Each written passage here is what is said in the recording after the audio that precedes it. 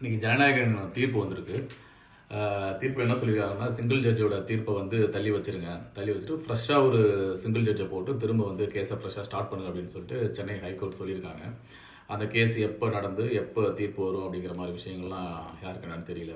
இந்த ஜனநாயகன் படம் வந்து சிபிஎஃப்சி வந்து இந்த மாதிரி ப்ராப்ளம் நடக்கிறது வந்து விஜய்க்கு வந்து பெனிஃபிட்டா இல்லை எப்படி போகுது அப்படின்னு பார்த்தா, வெளியில் எப்படி டாக் இருக்கு அப்படின்னு சொன்னால், பிஜேபி எதுக்கு தேவையில்லாத இந்த விஷயத்தை வந்து மூக்க நுழைச்சி இந்த மாதிரிலாம் பண்ணிட்டு இருக்காங்க அப்படிங்க. அவங்க பண்ணுறாங்க இல்லைங்கிறது நமக்கு யாருக்கும் தெரியாது. பட் இருந்தாலும் அந்த மாதிரி தான் ஒரு டாக் இருக்கு.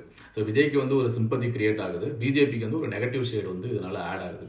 இப்போ இதனால வந்து இந்த படம் வந்துச்சுன்னா அப்படியே விஜய் வந்து அப்படியே இண்டஸ்ட்ரியே புரட்டி போட்டு இல்லை பொலிட்டிக்ஸே புரட்டி போட்டு பயங்கரமாக வந்துடும் அப்படிங்கிற மாதிரிலாம் எதுவும் கிடையாது. இந்த படம் வரலனாலும் அவருக்கு ஒரு பெனிஃபிட் தான். ஒரு சிம்பதி கிரியேட் ஆகி கொஞ்சம் ஓட்டு அதிகமாக கிடைக்க கூட சான்ஸ் இருக்கு. இதனால யாருக்கு நஷ்டம்னு பார்த்தா, ப்ரொடியூசர் அதிகமாக படம் போட்டிருக்காரு, அவருக்கு நஷ்டமா இருக்கும். அதுதான் இதில் வந்து பெருசாக ஒன்றும் இதில் வந்து ஒரு இம்பாக்ட் கிரியேட் பண்ணுறது ஒன்றுமே வேலையே இல்லை.